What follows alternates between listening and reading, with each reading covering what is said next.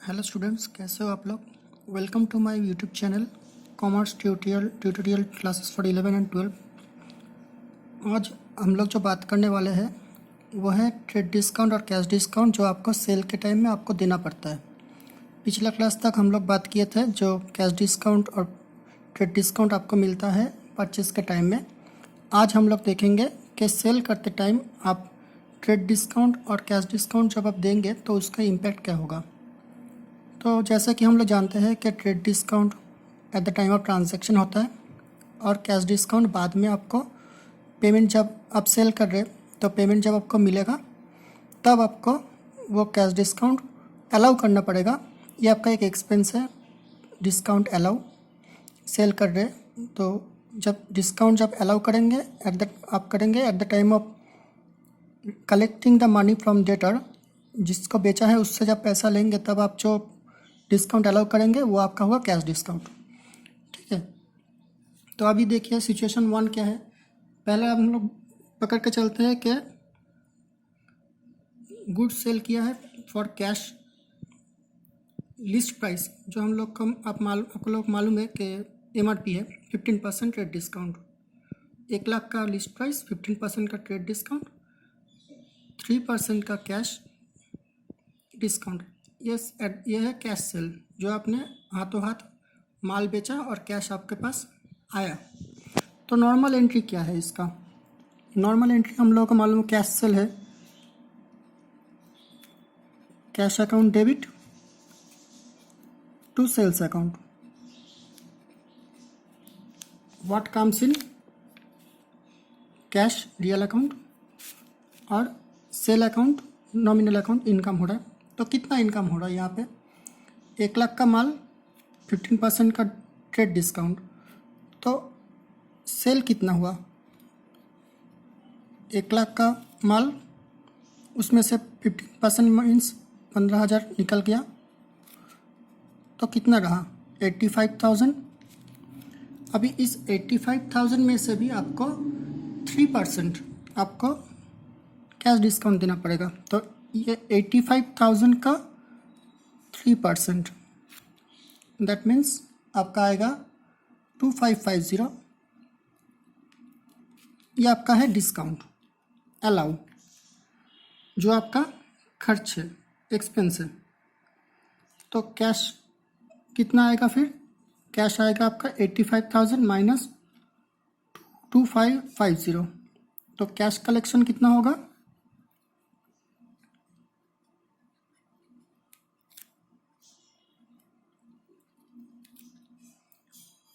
कितना आ रहा है 82,450। तो यहाँ पे आएगा ऊपर में डिस्काउंट अलाउड, अकाउंट डेबिट होगा 2550। कैश कितना आया 82,450। ठीक है, और सेल कितना हुआ 85,000। क्लियर। 85,000 का मेरा अल्टीमेट मेरा सेल रिकॉग्नाइज करूँगा, मेरा सेल हुआ 85,000 का। उसमें से भी 3% मेरा, क्योंकि हाथों हाथ मेरा कैश रिसीव हो रहा है। Trade discount 3% at the time of 3% cash discount मिलता है जब कलेक्शन होता है। तो कलेक्शन तो मेरा कैश सेल है, अभी में हो रहा है कलेक्शन, तो इस कारण से अभी मुझे डिस्काउंट अलाउ हाथों हाथ स्पॉट में ही कर देना पड़ेगा। तो मेरा सेल यहाँ पे कोई डेटा नहीं है, कुछ नहीं है, कैश सेल है। डिस्काउंट हुआ 2550, जो है आपका अल्टीमेट सेल प्राइस 85,000 के ऊपर 3%। सेल है मेरा 85,000, तो मेरा कलेक्शन हुआ 82,450। ये हुआ कैश सेल। अब ये अगर कैश सेल ना हो के अगर ये क्रेडिट में सेल हुआ, कस्टमर को सेल किया है मैंने, तो क्या होगा। सिचुएशन 1 देखिए, ये केस 1 है। Sold goods to Hariram at list price of 2 lakh at 20% trade discount. तो हरिराम को हम लोगों ने सेल किया है 20% ट्रेड डिस्काउंट में 2 लाख का माल। तो मेरा अल्टीमेट तो 2 लाख में से 20% ट्रेड डिस्काउंट है, तो मेरा सेल वैल्यू कितना हुआ 1,60,000, 20%, 2,00,000 इज 40,000। 40,000 तो मेरा तो ट्रेड डिस्काउंट है, वो तो मेरा सेल नहीं है। तो मेरा सेल कितना है 1,60,000, 2,00,000 माइनस 40,000, 20% है। तो हरिराम अकाउंट डेबिट, हरिराम मेरा डेटर है टू सेल्स अकाउंट 1,60,000।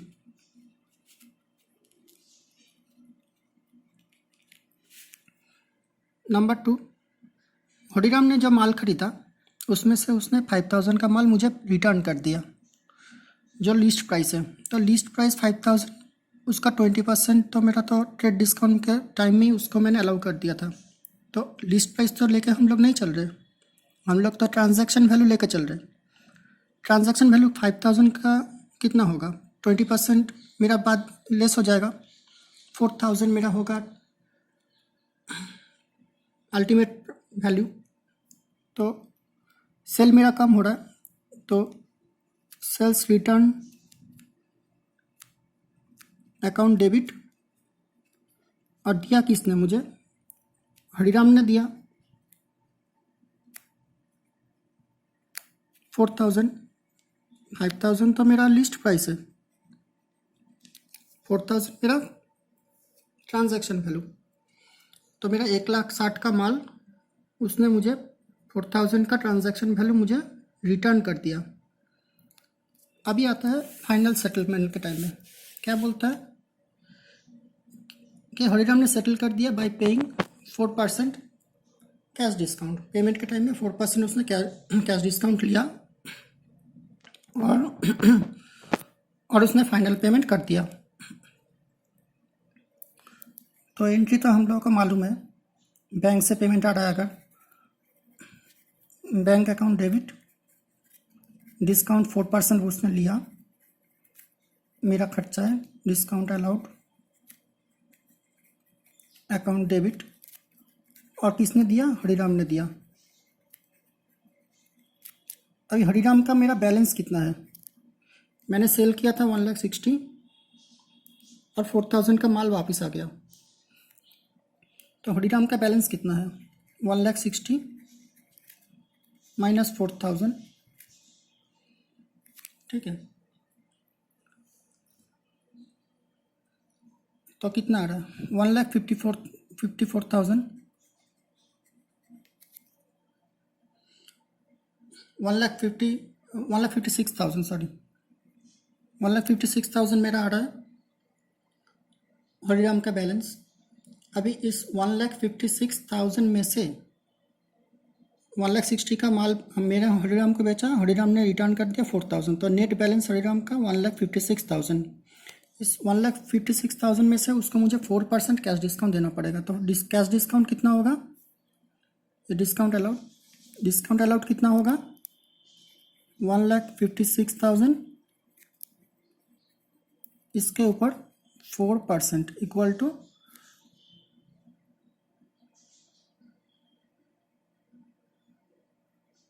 6,240।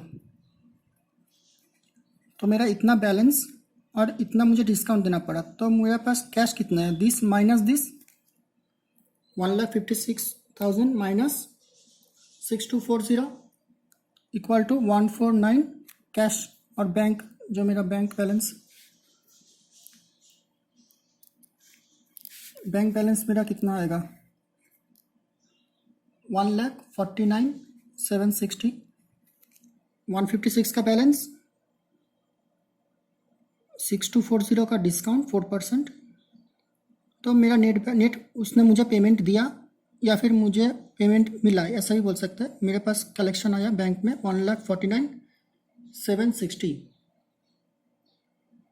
तो मेरा बैंक अकाउंट डेबिट होगा 1,49,760, डिस्काउंट मेरा है 6,240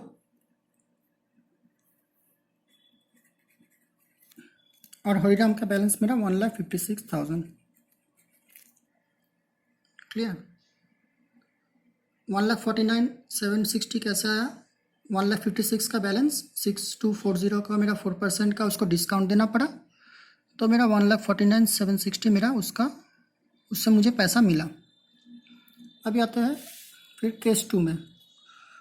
ये एज प्रीवियस का ही सेम एग्जांपल है, तो मैं ज़्यादा डिस्कस नहीं करता हूँ। यहाँ पे 50,000 का लिस्ट प्राइस 20% डिस्काउंट में हरिराम को सेल किया है, तो हरिराम अकाउंट डेबिट 40,000, क्योंकि 20% ऑफ 50,000 10,000, तो मेरा ट्रेड डिस्काउंट चला गया टू सेल्स अकाउंट 40,000। ठीक है, अभी नेक्स्ट क्या बोल रहा है, हरिराम रिटर्न किया है 1/4 of the goods. 1/4 means 1/4 of the goods, 1/4 of 40,000, that means 10,000। तो रिटर्न किया है, सेल्स रिटर्न अकाउंट डेबिट होगा, और हरिराम ने मुझे दिया, वो गिवर है, हरिराम ने मुझे दिया 10,000 का माल वापस कर दिया। लास्ट में क्या बोलता है, Hariram settle the account by paying 5% cash discount. तो मेरा बैलेंस वही सेम, यही सेम एंट्री होगा।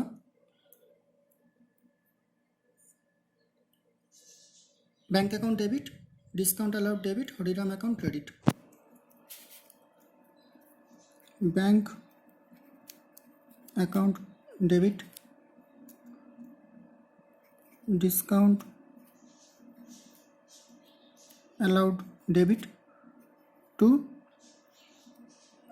हरिराम।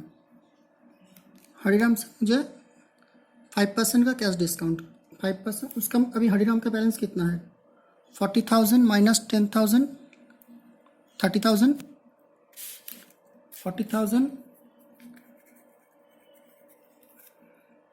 माइनस 10,000 इक्वल टू 30,000 का मेरा बैलेंस। अभी उस बैलेंस में से मुझे 5% डिस्काउंट देना पड़ा।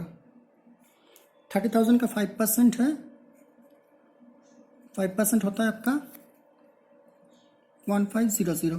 तो कलेक्शन कितना हुआ, this minus this equal to 28,500।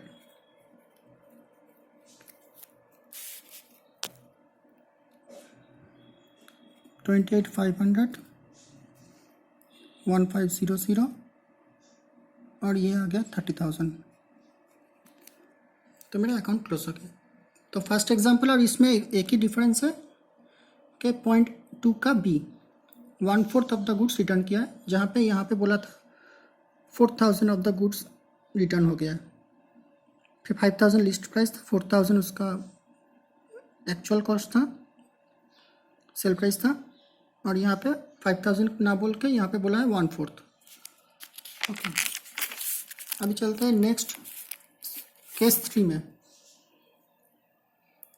Case 3 में क्या बोल रहा है, केस 3 में बोल रहा है वही, फर्स्ट पॉइंट तो वही है, सोल्ड टू हरिराम 80,000 का माल बेचा, 15% कैश ट्रेड डिस्काउंट। तो सेम है, हरिराम अकाउंट डेबिट,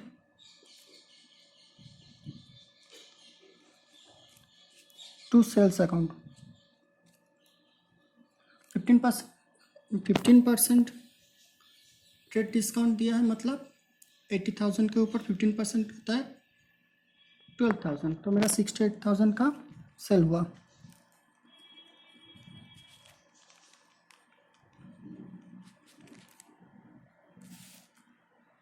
ठीक है, अभी next, Hariram paid 75% of the amount by cheque and availed 4% cash discount. तो एंट्री है, आपको जैसे मालूम है, बैंक आएगा, पैसा आएगा, डिस्काउंट मुझे देना पड़ेगा,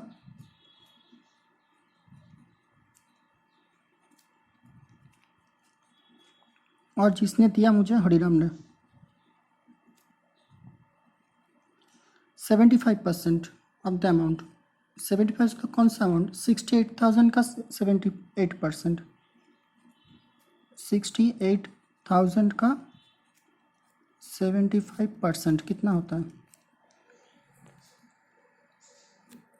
51,000।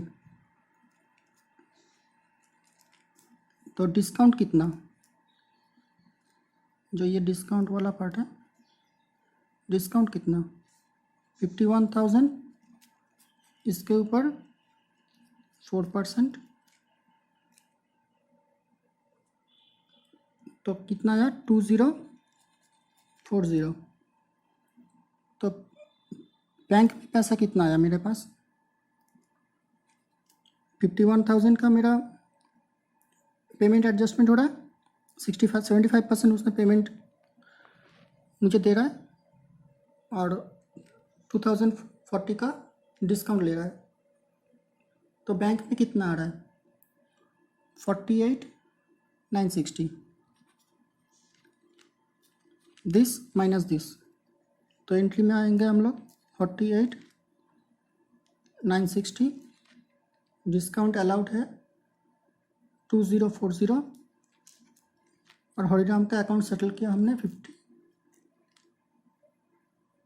51,000 का।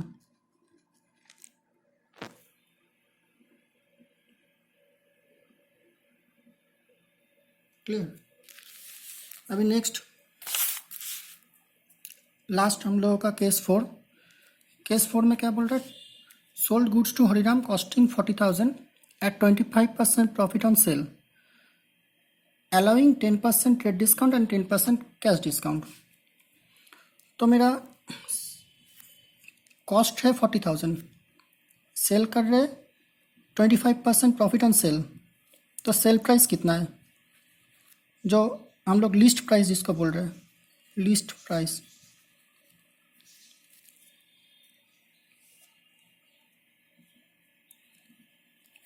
Cost plus profit equal to sale. तो मेरा 40,000 है, 40,000 का 25% आता है आपका 10,000। तो 40,000 मेरा cost, 10% on sale means 10,000 equal to sale. तो सेल इक्वल टू 50,000, ये लिस्ट प्राइस।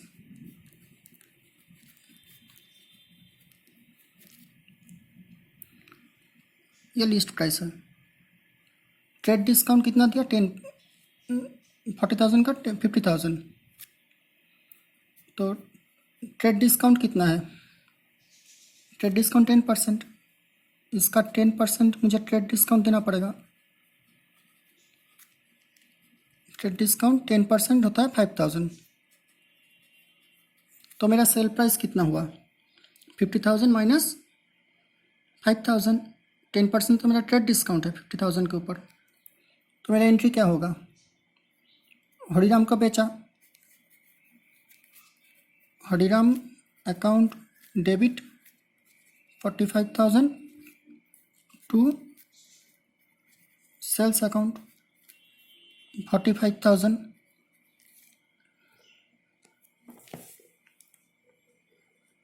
क्लियर।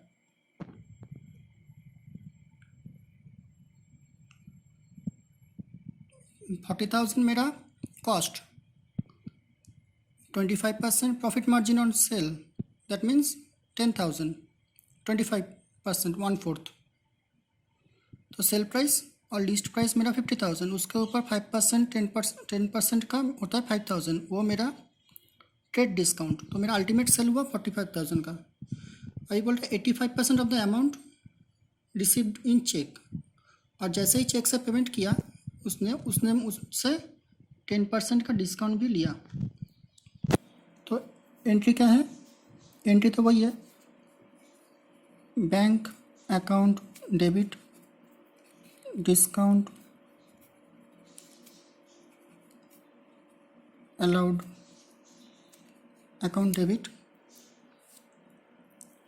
टू, जिसने दिया हरिराम, 80% ऑफ 45,000,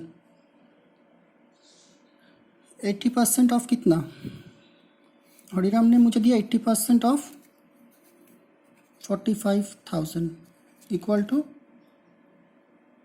36,000। इसमें से उसने डिस्काउंट लिया कितना, डिस्काउंट, कैश डिस्काउंट 10%, 3600। तो पेमेंट कितना किया, बैंक में कितना आया, 36,000 माइनस 3600, वो तो डिस्काउंट ले लिया, तो 32,400। तो मेरा बैंक में डेबिट हुआ 32,400, डिस्काउंट आया मेरा 3600 और हरिराम को क्रेडिट किया मैंने 36,000। तो ये है मेरा ओवरऑल कॉन्सेप्ट आप लोगों के लिए, जो है आपका कैश डिस्काउंट और ट्रेड डिस्काउंट सेल के टाइम में। ये पार्ट 3 है। पार्ट 2 में हम लोग डिस्कस किए थे परचेस के टाइम में क्या होगा, अभी हम लोग डिस्कस कर लिए सेल के टाइम में क्या क्या एंट्री होगा। नेक्स्ट पार्ट 4 में हम लोग डिप्रिसिएशन और भी बहुत सारे एंट्री है जो हम लोग कवर अप करेंगे। तो आने वाले वीडियो के लिए देखते रहिए, चैनल को लाइक कर दीजिए, शेयर कर दीजिए, सब्सक्राइब कर दीजिए और बेल आइकन को दबा दीजिए। Thank you.